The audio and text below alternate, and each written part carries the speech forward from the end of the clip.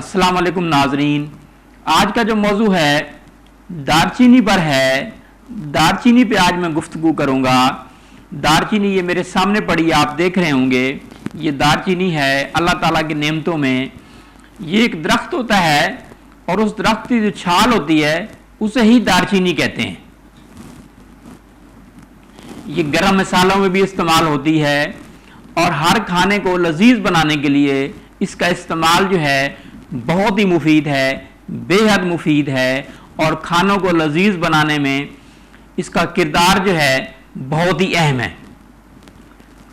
दारचीनी ये मैं खुद भी खा रहा हूँ। दारचीनी जो है